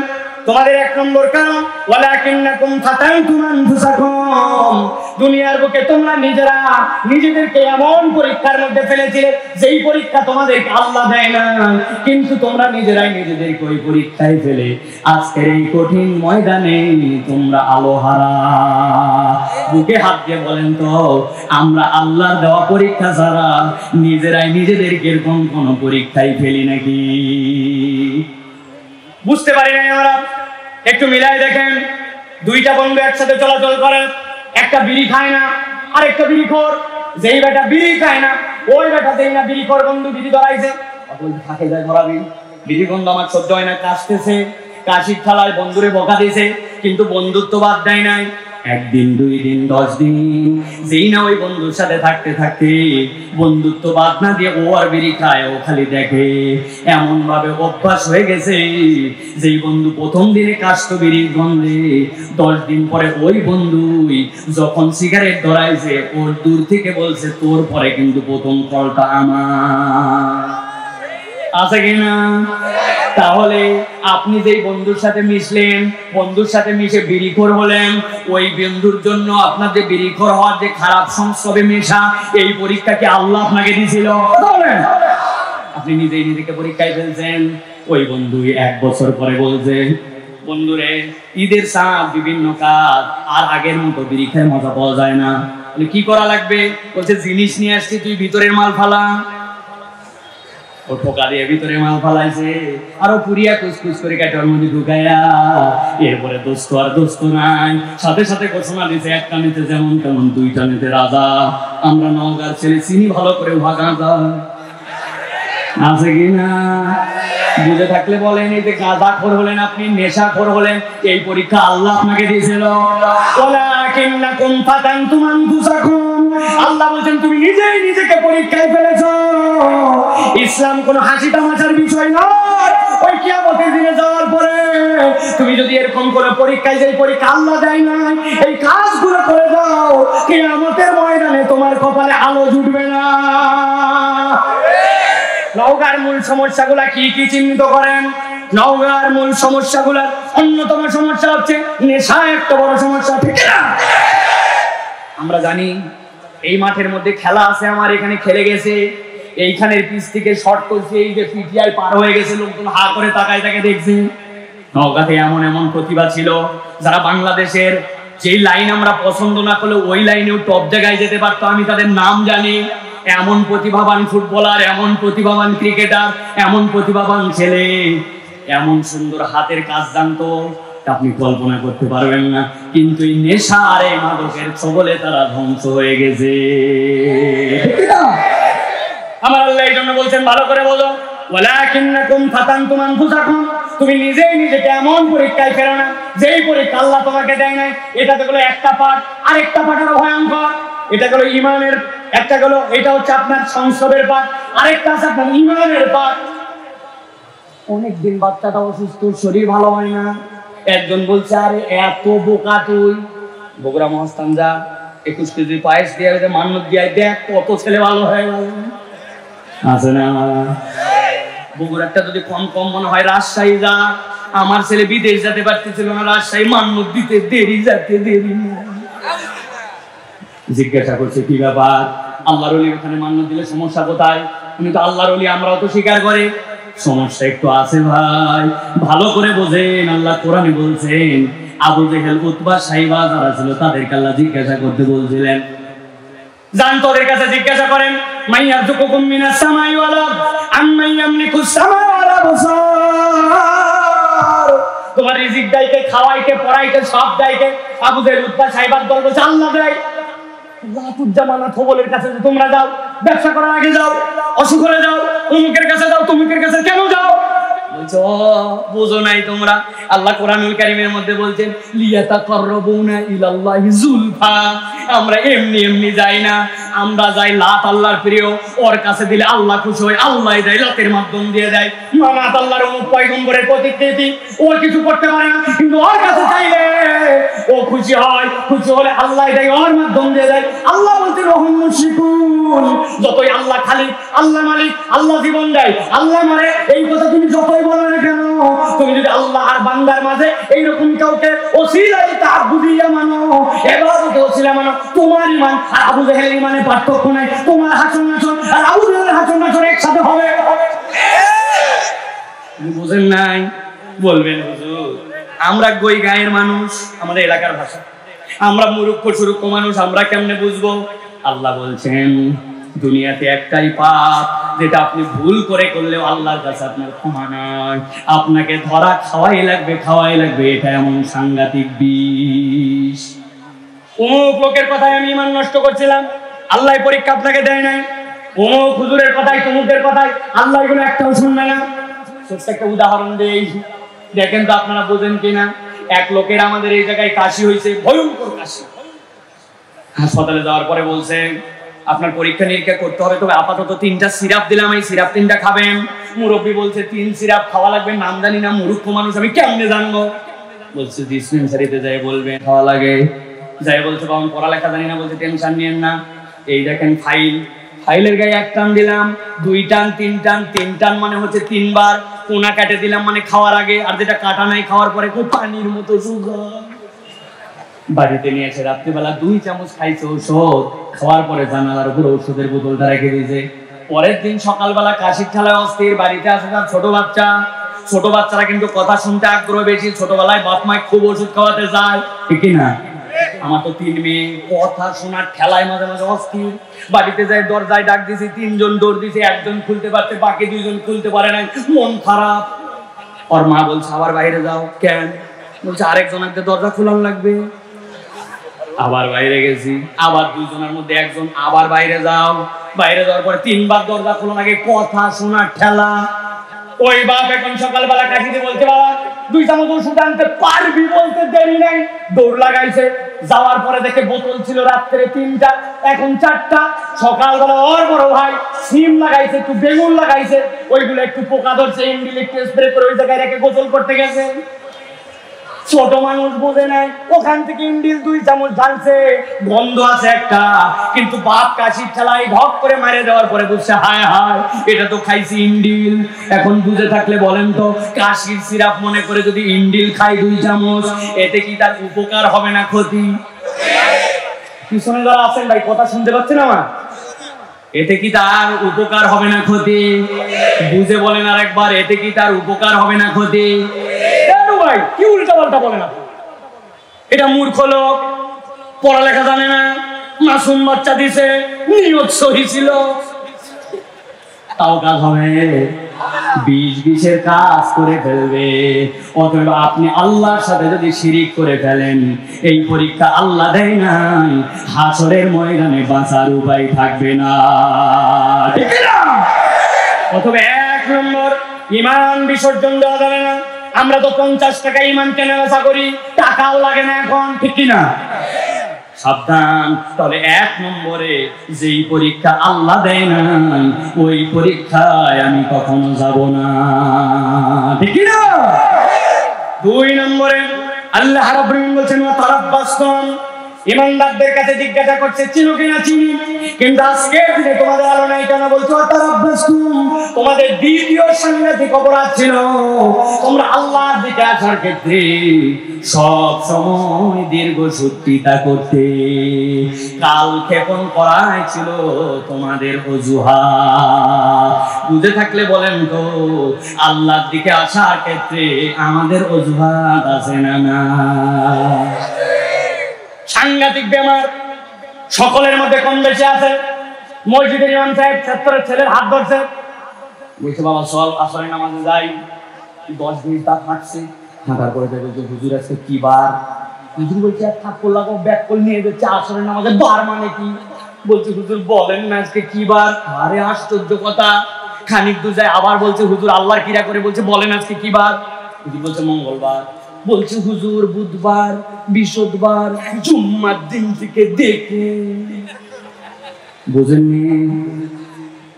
বুধ বৃহস্পতি জুম্মার দিন থেকে নামাজ ধরবে ইনশাল্লাহ বলছে, কিন্তু এখন আসরের নামাজে যাবে না। ইনশাল্লাহকে 3 চিল্লা লাগাইছে, তারপরেও ঠিকঠাক মতো নামাজ ধরে না। এরকম মুসলমান আমাদের এলাকায় নাই, আছে? আগামী রমজান থেকে দেখে নামাজ, খালি একবার হজ করে আসি। কত হাজি দেখছেন, আমাকে দেখেন, বাবা উনি হজ করে চেঞ্জ হবে, আগামী রমজান থেকে চেঞ্জ হবে, বিয়ার পরে চেঞ্জ হবে, নানান ভাবে আল্লাহর দিকে আসার জন্য অজুহাত খোঁজে। এইরকম মুসলমান আছে কিনা? খবরদার আছে বলবেন না, বলেন আমরা কিসের আছে? এখানে জানি না এরকম কে আছে? মায়াসফালা মিনাল কাবাইনি জারিফিন নার, আপনার টাকনুর নিচে যা যাবে জাহান্নামে যাবে, জানেন না কে? কিন্তু টাকনুর উপরে কাপড় ওঠে না, আছে কি না? রাগ হচ্ছেন আপনারা? উঠাবনি, পরে বাদ দিবনি, আপাতত ভাঁজ করে রাখবনি। কে জানে না এই জায়গায় নবীর মুখে দাঁড়িয়ে ছিল একদম সাহাবী দাড়ি কাটে না, কিন্তু বছরের পর বছর পার হলো নিজের মুখে দাড়ি উঠে না। এর কোনো কারণ নাই, কিন্তু দাড়ি রাখে না। এরকম মুসলমান আছে কিনা? কথা বলেন, আছে কিনা? কেন বিয়ে করবেন আবার? বলে আমার বউ পছন্দ করে না দাড়ি। আরে যেই বউ আপনার দাড়ি পছন্দ করে না, 40 দিনের আলটিমেটাম দিয়ে ওকে তালাক দিয়ে বিদায় করে দিবেন। কেননা যদি কেউ বউ ইন্টেনশনালি দাড়ি অপছন্দ করে, ঈমান চলে যাওয়ার সম্ভাবনা আছে। বলেন হুজুর এত সাবজেক্ট থাকে, এটাতে আপনারা এত জোর দেন কেন? জোর দেওয়ার কারণ আছে, ভালো করে শোনেন। আমাদের হুজুর মারা গেছেন, জানেন তো? মাওলানা আব্দুল মজিদ সাহেব মানে জানেন তো? সারা জীবন কালো একটা পাগড়ি পরায় নামাজ পড়াইছে, ঠিক কিনা? মাথার মধ্যে লাল রুমাল ছিল, গলার মধ্যে ফুরফুরা কাটিং তার জামা ছিল। হুজুর মরার আগে ওসিয়ত করে গেছে, বাবা জীবনে পাগড়ি ছাড়া নামাজ পড়াই নাই, রুমাল বাদ দেই নাই, জুব্বা ছাড়ি নাই। আমাকে কবর দেওয়ার সময় জুব্বা, রুমাল, পাগড়ি দিয়ে আমাকে কবর দিও। আপনারা দিবেন ভাই? কেন? একটা লোক 50 বছর এই মাটি ঈদের নামাজ পড়ানো, একটু জুব্বা দিয়ে কবর দিলে কি হবে? হুজুর আলগা মারেন না। কবরে যাওয়ার সময় কোন পোশাক আল্লাহ নির্ধারণ করে দিয়েছেন, এইটা বলার উদ্দেশ্য। দুনিয়াতে বাহ্যিক আপনি যত সুন্নাত নিয়ে রাখেন না কেন, কবরে যাওয়ার পরে জিজ্ঞাসা করা হবে মান রব্বুকা ওয়া মা দীনুকা ওয়া মান নাবিয়ুকা, অথবা বলা হবে ওয়া মা হাযার রাজুলুল্লাযী বুইসা ফী কবরি। কবরে তোমাকে যেই লোকটাকে দেখানো হচ্ছে চিনতে পারো কিনা? আপনার সাথে কোনো সুন্নাত নাই, আপনার মুখে দাড়ি। আপনি আপনার নবীকে দেখবেন শুভ্র দাড়িওয়ালা, আর আপনার দাড়ি নাই দেখছেন, আপনি কেমনে আপনার নবীকে চিনবেন? এই জন্য আল্লাহ বলছেন তারাব্বাস কম, আল্লাহর দিকে আসার ক্ষেত্রে কালক্ষেপণ করো না। আল্লাহ আমর করছেন, তুমি নির্দেশ শুনে নাও। কত মহিলা আসছে এই জায়গায় ওয়াজ শোনার জন্য, এই মাঠের মধ্যে আছে ভিতরে 60 বছর বয়স, হাত মোজা, পা মোজা, চোখের মধ্যে এরকম টান লাগানো, কিচ্ছু দেখা যায় না। হাতে নিয়ে এসছে একটা 19 বছরের, ওইটা পুরা খোলা, উনি যেন উল্টায় না পড়ে যায় জন্য হাত ধরে নিয়ে আসছে। এই খালাম্মা, আপনার সাথে এটা আপনার পর্দার বিধান তো হালকা হয়েছে, কিন্তু আপনার মেয়ের পর্দার বিধান তো জরুরি। বলতে বাবা বেশি কথা বলো না বাবা, আমি বিয়ের পরে পর্দা ধরছি, আল্লাহ দিলে বেটি বিয়ের পরে ধরবে। আছে না? আমার কথা নয়, আল্লাহ ইমানদারদের মুখ দিয়ে বলছেন ওয়া তারাব্বাসতুম, তুমি আল্লাহর উপরে পণ্ডিতি করে তুমি আল্লাহর দিকে আসতে নানান অজুহাত খুঁজেছো। এই অজুহাত কালক্ষেপণ করার কারণে কিয়ামতের ময়দানে আলো হারানো লাগতে পারে। তাহলে আজকের ময়দান থেকে সিদ্ধান্ত নিতে হবে, সামিআনা ওয়া আতানা, আমরা শুনবো আর মানবো। আল্লাহর বিধান কোনো অজুহাতে দূরে ঠেলবো না। রাজি আছেন? চলেন তাহলে, আলোচনা দীর্ঘ, সময় সংক্ষেপ। এবার চলেন আমরা 3 নম্বর পয়েন্টের মধ্যে যাই। 1 নম্বরে বলেছি আপনাদের কাছে, তাহলে আল্লাহ রাব্বুল আলামিন যে পরীক্ষা দেয় নাই, ওই পরীক্ষায় আমরা পড়ব না। 2 নম্বরে ওয়া তারাব্বাসতুম, আল্লাহ রাব্বুল আলামিনের বিধান থেকে কখনো নিজেকে দূরে সরায় রাখবো না। আল্লাহ বলছেন 3 নম্বর বিধানটা সবচেয়ে সাংঘাতিক। আল্লাহ বলছেন ওয়ারাতাবতুম, ঈমানদাররা এবার বলবে ও মুনাফিকের দল, আজকে তোমাদের যে আলো নাই, আজকে তোমাদের আলো হারাবার কারণ হচ্ছে তোমরা আল্লাহর বিধানে সন্দেহ করতে। খুব ঠান্ডা মাথায় এই উত্তর, ইমানের উত্তর একসাথে বলতে হবে আপনাদেরকে। আমরা কি আল্লাহ রাব্বুল আলামিনের কোন বিধানে সন্দেহ করি? সবাই বলে নাই, অনেকে এনার্জি পাচ্ছেন না, আপনারা কি বিরক্ত হচ্ছেন না? আমরা কি আল্লাহ রাব্বুল আলামিনের কোন বিধানে সন্দেহ করি? আরেকবার লাস্ট চান্স দেব আপনাদেরকে, আমরা কি আল্লাহ রাব্বুল আলামিনের কোন বিধানে সন্দেহ করি? বলছি না, আর এত জোরে বলাইছিও না, কারণ আছে। কারণ উপরে বলি আল্লাহ রাব্বুল আলামিনের বিধানে সন্দেহ করি না, কিন্তু আমাদের কাজ কাম প্রমাণ করে আমরা প্রমাণ করে দিতে পারবো যে আল্লাহর বিধান আমরা পছন্দ অতটা করি না। নওগাঁতে বিয়ে শাদী হয়, ভাইয়ের বিয়ে, বোনের বিয়ে, চাচার বিয়ে, ভাস্তির বিয়ে, আত্মীয়র বিয়ে, নাতির বিয়ে, নাতনির বিয়ে হয়। ইসলামের বিয়ের বিধান কি চলেন তো? আল্লাহ রাব্বুল আলামিন বলছেন ইজাবার কবুল, এইটা ফরজ। 2 নম্বরে ওয়াতুন নিসা সাদুকাতিহিন্না নিহলা, মেয়েদেরকে তোমরা মোহর দিয়ে দাও, এটা ফরজ। 3 নম্বরে আল্লাহ নবী বলছেন আউলিম ওয়ালাউ বিশাতিন, ছেলের বাড়িতে নিয়ে আসার পর একটা ওলিমার অনুষ্ঠান করো, এটা আল্লাহ রাব্বুল আমিনের নির্দেশ। অতএব ইসলামের বিয়ের মধ্যে ইজাব আর কবুল, ইসলামের বিয়ের মধ্যে আপনার আল্লাহর পক্ষ থেকে দেওয়া দেন মোহর। আর 3 নম্বর ইসলামের বিয়ের মধ্যে ছেলের বাড়িতে একটা ওলিমা, এইটাই হচ্ছে ইসলামের মৌলিক বিয়ে, আনন্দ ফুর্তি সব শেষ।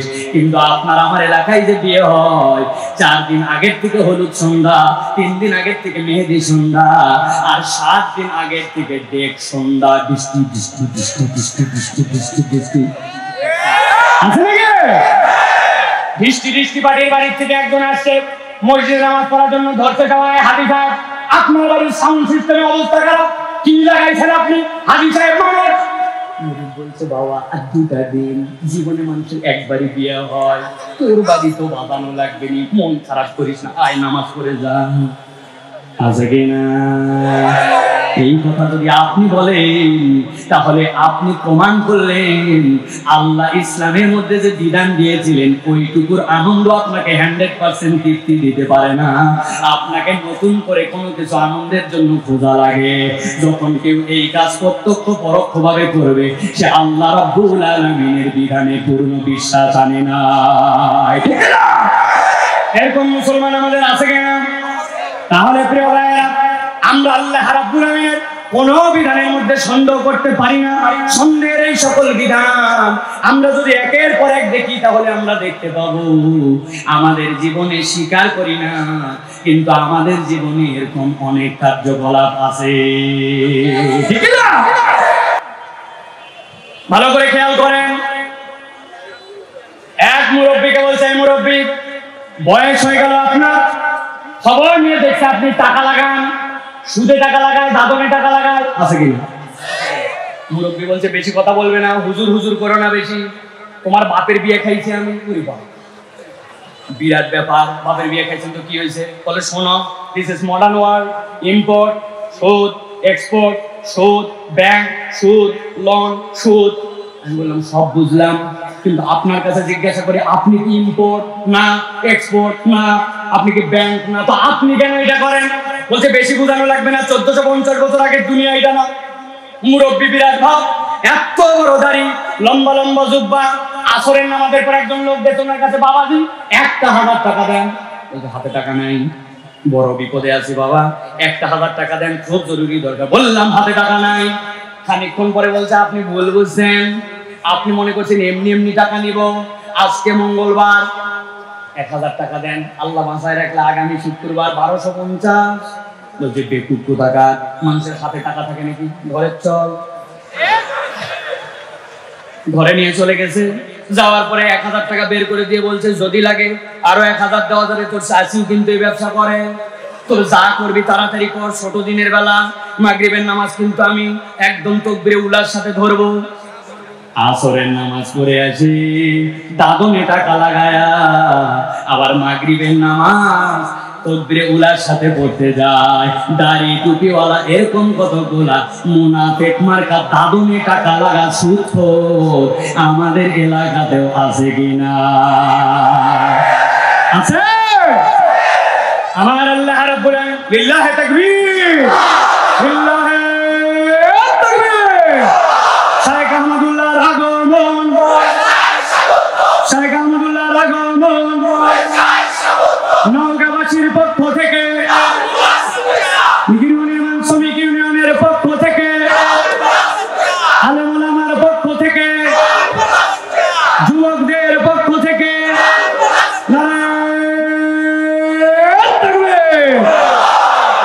আছে। যাদের মোবাইল থাকবে কত কিছুই তো শেয়ার দেন, পোস্ট দেন, আস্তে করে মাথার উপরে তুলে সামনে একটা ছবি, পিছনে একটা ছবি। মাহফিলে আসছিলাম, ওরা যদি বিভিন্ন জায়গায় কনসার্ট মনসার্ট বাজে কাজ অমুক তমুকের পোস্ট দিতে পারে, তা আপনার এই মাহফিলের পোস্ট তো আপনার দেওয়া জরুরি যে আমি একটা ভালো কাজে গেছিলাম। ঠিক না? নওগাঁর মানুষ ভালো কাজে আগে আছে, আলহামদুলিল্লাহ, এটা আমরা দেখাতে চাই। রাজি আছেন ইনশাআল্লাহ? তাহলে মুনাফিকদের কিয়ামতের ময়দানে আলো হারাবার কারণ কয়টা? ভুলে গেছেন কয়টা? বলছি কয়টা? 3টা। বাকি আছে কয়টা? ভালো করে শোনেন প্রিয় ভাইরা। তাহলে এই লোক এত পরিমাণ আল্লাহওয়ালা, তারপরেও সে আল্লাহর বিধানকে ত্যাগ করতে পারে নাই। উপরে বলে আল্লাহর কোন বিধানে সন্দেহ করি না, কিন্তু আচরণে প্রমাণ ও আল্লাহর বিধানকে পছন্দ করে না। ঠিক না? এগুলো তো ব্যক্তিগত পর্যায়ে। আরেকটা কথা আছে যেটা বললে ঝামেলা হবে, এই জন্য বললাম না। না, ঝামেলা হতে পারে, বুঝেন কিন্তু বলবো, ভালো করে বুঝেন। এইটা ব্যক্তিগত আমল, এইগুলা ব্যক্তিগত আমল, কিন্তু একটা সামষ্টিক ইমানের আমল আছে। বাংলাদেশে এখনো অনেক লোক আছে নামাজ পছন্দ করে, রোজা পছন্দ করে, যাকাত পছন্দ করে, কিন্তু তাদেরকে যদি বলা হয় আল্লাহ রাব্বুল আলামিন কেউ যদি চুরি করে চোরের হাত কাটার বিধান দিয়েছেন, কেউ যদি জেনা করে জেনাকারের শাস্তির বিধান দিয়েছেন, কেউ যদি দেশের সম্পদ লুট করে বিদেশে পাচার করে ধরা পড়লে তার বিচার আল্লাহর আইনে দেওয়া আছে। ওর নামাজ ভালো লাগে, রোজা ভালো লাগে, কিন্তু আল্লাহর আইনের কথা বললে তার পছন্দ হয় না। আছে কিনা? বলবেন হুজুর এটা তো গরম কথা। এটা গরম কথা নয়, এটা ইমানের বুঝের কথা। এই বুঝ আপনার পরিষ্কার না হলে আপনি ইমান থেকে বের হয়ে যাবেন। ঠিক না? কবে আল্লাহর বিধান কায়েম হবে, কবে ইসলামী অর্থনীতি কায়েম হবে, সেটা আমাদের মৌলিক বিষয় নয়, কিন্তু আপনাকে ইমানে বিশ্বাস করতে হবে আল্লাহর দেওয়া অর্থনীতি, আল্লাহর দেওয়া সমাজনীতি, আল্লাহর দেওয়া রাষ্ট্রনীতি, আল্লাহর দেওয়া মানবিক নীতি, আল্লাহর দেওয়া সামাজিক নীতি, এইটাই চূড়ান্ত শ্রেষ্ঠ। এটা বিশ্বাস করার নাম ইমান। ঠিক না? আপনি কি বলছেন? ইমানের কালেমায় কি বলছেন? আমানতু বিল্লাহি ওয়া মালাইকাতিহি ওয়া কুতুবিহি বলছেন না? বাঁচার উপায় কি? বাঁচার উপায় কি? বাঁচার একটা উপায় আমি বের করছি। যদি আপনারা 20 টাকা করে দেওয়ার নিয়োগ করেন তাহলে বলে দিন, ইনশাআল্লাহ বলবেন। বাঁচার উপায়, বাঁচার উপায় এখন থেকে আপনারা বলবেন আমানতু বিল্লাহি ওয়া মালাইকাতিহি ওয়া কিছু কি বলবেন? অথবা বুদ্ধি খাটায় বলবেন আমানতু বিল্লাহি ওয়া মালাইকাতিহি ওয়া যদ্দুর বুঝি তদ্দুর কুতুবিহি। আল্লাহর কাছে আমি আগেই বলে আসছি, আল্লাহ নামাজ, হজ, যাকাত আমার ভালো লাগছে, কিন্তু বাকি সব বিষয় নিতে পারবো না, পর্দা আমার তো ভালো লাগে না। যদ্দুর বুঝি তদ্দুর কুতুবিহি। পিতন কি একটাও মাটিতে পড়বে ভাই? ভালো করে। এই জন্য 3 নম্বর বললাম, অনেক কথা আছে, এটার আমার 15টা পয়েন্ট আলাদা আলাদা করে মাথার মধ্যে আছে, এত কথা বলা যাবে না। কিন্তু একটা জিনিস পরিষ্কার রাখবেন, মাথায় ধরুক না ধরুক, আপনার বিবেকে কুলাক না কুলাক, সমাজ বাস্তবতা মানুক না মানুক, আল্লাহর বিধান সর্বশ্রেষ্ঠ, এটার উপর ঈমান আনা, এটা আপনার আমার জন্য ফরজ। ঠিক না? আল্লাহ রাব্বুল আলামিন বলছেন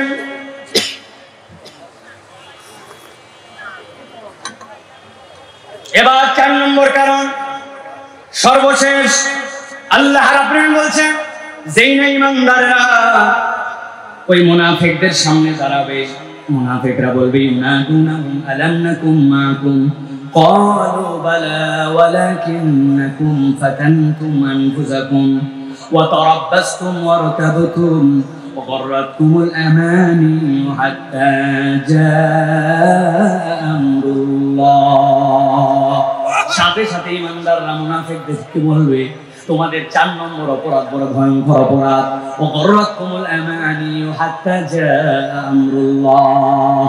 একটা প্রতারক, মহা প্রতারক শয়তান, সে তোমাদেরকে আল্লাহ রাব্বুল আলামিন থেকে ভুলায় রেখেছিল, আল্লাহর বিধান থেকে তোমাদেরকে গাফিল বানায় রাখছিল। আল্লাহর বিধানে কোনো সমস্যা ছিল না, কিন্তু তোমাদের মাথার মধ্যে এমন কিছু ঢুকাই দিয়েছিল, আল্লাহর বিধান পালনের ক্ষেত্রে তোমরা অজুহাত করতে। আল্লাহ বলছেন হাত্তা জাআ আমরুল্লাহ ওয়াগররাকুম বিল্লাহিল গরুর।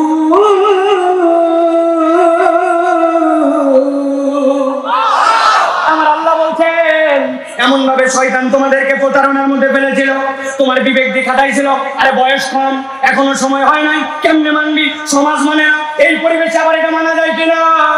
আল্লাহ বলছেন শয়তান একটা মরিচিকার মধ্যে ফেলছিল, এমন ভাবে প্রতারণায় পড়ছিলি হাত্তা জাআ আমরুল্লাহ। আল্লাহর পক্ষ থেকে চূড়ান্ত ফায়সালা চলে আসছে। তুমি মনে করছিলা আজকের দিনে আসার পরে আমি ইমানদারদের সাথে চলাফেরা করতাম, একই মসজিদে নামাজ পড়তাম, একই জায়গায় চলেছিলাম, আজকে মনে হয় আমার আলো পেয়ে যাব। আল্লাহ বলছেন না, ওই শয়তানের প্রতারণা না বুঝে আল্লাহর বিধান থেকে দূরে থাকার কারণে, আল্লাহর বিধান না পালন করার অজুহাত খোঁজার কারণে আজকের দিনে তুমি আলো হারা। একটা উদাহরণ দিব, শায়েখ চলে আসছেন, আমি আর কথা বাড়াবো না, 2 মিনিট। সারা জীবনের জন্য অন্তরের মধ্যে কথাটা ঢুকায় নেন। নওগাঁর মানুষের বোঝার কথা, নওগাঁতে বেলুনওয়ালা আছে, বাঁশিওয়ালা আছে, চেনেন আপনারা? চেনেন?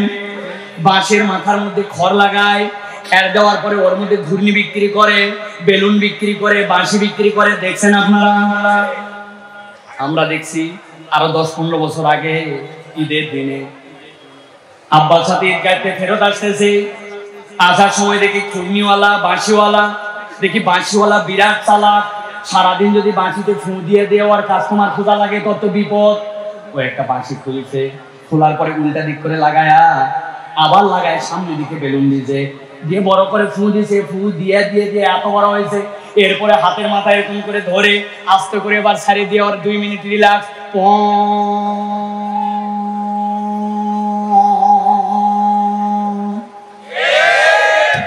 ওই বাঁশিওয়ালার কাছে 2 টাকা দামের একটা চশমা পাওয়া যেত, কাগজের ফ্রেম, সামনে লাল কালার দেওয়া, হলুদ কালার দেওয়া, দেখছেন আপনারা? 2 টাকা দিয়া একটা চশমা কিনে দিছে।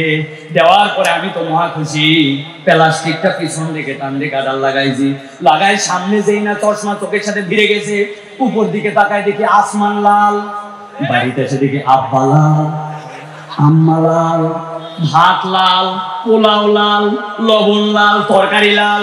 খানিকক্ষণ পরে মনে হয়েছে না আর লালের মজা নাই আমার, আবার 2 টাকাতে একটা চশমা কিন্তু হলুদ। এবার হলুদ চশমা লাগাই, উপরে দেখি তাকায় আসমান লাল, এসে দেখি আব্বা হলুদ, আম্মা হলুদ, ভাত হলুদ, তরকারি হলুদ। আমি ছোট থেকে একটু মাথা খাটানো মানুষ, চিন্তা করলাম একই সাথে 2টার মজা নেওয়া যায় কিনা। লালের একটা চোখ খুলে ফেলছিলে, হলুদ লাগাইছি, লাগাই ডান দিকে তাকায় দেখি আব্বা লাল, বামে দেখি আব্বা হলুদ। বুঝে থাকলে বলেন, হাসানোর জন্য বলি নাই, বাস্তব দিয়ে বুঝে থাকলে বলেন, আসলে কি আমার আব্বা লাল, আম্মা হলুদ, আসমান লাল, আপনার ভাত তরকারি এগুলো হলুদ না ভাই?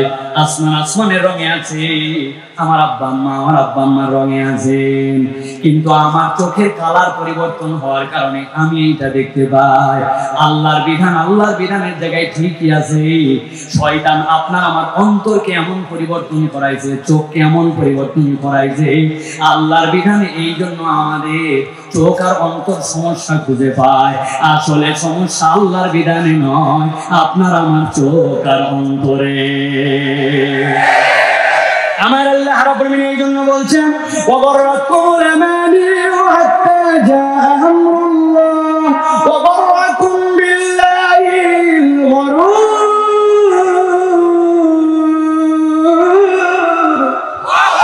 এই দুনিয়ার মানুষ এমন একজন প্রতারক তোমার পিছে লেগে আছে, আজকের মাহফিলে তোমার মধ্যে ঈমানের জজবা এসে গেছে, ভালো লাগছে তোমার কাছে, কিন্তু আজকে যাওয়ার পরে ফজরের আগে তোমাকে ধোঁকা দিতে পারে, তোমার শরীরের মধ্যে অন্যরকম ফিলিংস আনতে পারে। অতএব তুমি যদি পরিবর্তন নিজের মধ্যে আনতে চাও, আল্লাহ বলছেন এই পরিবর্তন কেবলমাত্র ওয়াজ শুনে গেলাম আর চলে গেলাম, হই হই করে মজা নিয়ে গেলাম হবে না। ওই যে প্রথমে আপনাদের কাছে বলছিলাম, জীবন যদি পরিবর্তন করতে চান, বাল নাকযিফু বিল হাক্কি আলাল বাতিল ফায়াদমাগুহু ফাইদা হুয়া যাহিক ওয়া লাকুমুল ওয়াইলু মিম্মা তাসিফুন। চেতনার একটা পরিবর্তন আনতে হবে, যেটা কোরআনের রঙে নিজের চেতনাকে পরিবর্তন করবে, ঠিক না? অতএব আজকের এই বিশাল মাহফিল থেকে আমরা শপথ নিয়ে যাব যে আমরা কোরআনের রঙে নিজেদের জীবন রাঙাতে চাই। হাত তোলেন, হাত তোলেন, রাঙাতে চাই। লিল্লাহে তাকবীর, লিল্লাহে তাকবীর। আল্লাহ কবুল করবেন, আল্লাহুম্মা আমিন। পুরো আলোচনা সামারি করি, কোরআনের মাহফিলে লাভ আছে না নাই? কি লাভ? আমাদের চেতনা, আমাদের আদর্শ, আমাদের নৈতিকতায় কোরআন পরিবর্তন করায়, ঠিক কি না? কিয়ামতের দিনে 4টা দৃশ্যের মধ্যে মুনাফিকরা যে আলো হারিয়ে ফেলবে, এর অপরাধ থাকবে 4টা। এই 4 অপরাধ আমাদের জীবনে অবস্থান রাখা, এই 4 অপরাধের সাথে নিজেকে সম্পৃক্ত করা যাবে। আল্লাহ আমাদেরকে বোঝার তৌফিক দান করুন, আল্লাহুম্মা আমিন। আমাদের আজকের মাহফিলের সম্মানিত প্রধান মেহমান, আমাদের প্রিয়, আমাদের ব্যক্তিত্ব, এই নওগাঁ এই মাঠে আমি খুব মন থেকে চাইছি যে শায়েখ আহমদুল্লাহ তার এরকম মাঠে কিছু কথা বলা দরকার, ঠিক কি না ভাই? সিপাই সাপাই ওনাকে নিয়ে চলে যায় লোকজন। এইটা হচ্ছে আমাদের একটা পরিবেশ, যেই পরিবেশে 2টা কথা উনি বলবেন। এখানে সব শ্রেণীর মানুষ আছে, আলহামদুলিল্লাহ। আমরা একটা প্রাণবন্ত পরিবেশ তাকে উপহার দেবো ইনশাআল্লাহ। কোনো নড়াচড়া নাই, কোনো কথা নাই, আমরা আমাদের শায়েখের কথা শুনবো ইনশাআল্লাহ। রাজি আছেন তো ইনশাআল্লাহ? আর আমাদের মিডিয়ার ভাইরা আসছে, আপনারা অনেকে একটু বিরক্ত হয়েছেন, কেন ইউজুয়ালি আপনারা এতগুলো মিডিয়া হয়তো দেখেন না। ইনারা কোথা থেকে আসছে জানেন? আপনারা চিনবেনই না। কুমিল্লা থেকে, সিরাজগঞ্জ থেকে, গাজীপুর থেকে, এখানে ঢাকা থেকে, চাঁদপুর থেকে। গতকালকে শায়েখের মাহফিল ছিল চিটাং থেকে পর্যন্ত আসছে। তো ওরা একটুখানি দাঁড়াইছে, আমরা দেখছি আপনারা অনেক ধমকাধমকি করছেন তাদেরকে, ওদের মাধ্যমেই না এই কথাগুলি সব জায়গায় যায়। অথবা আমরা নওগাঁর মানুষ যারা, আমরা আমাদের মিডিয়ার ভাইদের কাছে বলবো, তারাও ভালোবেসে আপনাদেরকে হয়তো একটু বকাবকি করছেন, আপনারা মনে কষ্ট নিয়েন না। আমরা সকলে মিলে বাকি প্রোগ্রামটাকে সুন্দর করব। আপনারা আমার জন্য দোয়া করবেন, আপনাদের সন্তান হিসাবে আমি আপনাদের কাছে দোয়া প্রার্থী করবেন তো ইনশাআল্লাহ। আমি আমার কথা এখানেই শেষ করছি। সুবহানাকাল্লাহুম্মা বিহামদিকা আশহাদু আল্লা ইলাহা ইল্লা আনতা আস্তাগফিরুকা ওয়া আতুবু ইলাইক। আসসালামু আলাইকুম ওয়া রাহমাতুল্লাহি ওয়া বারাকাতুহু।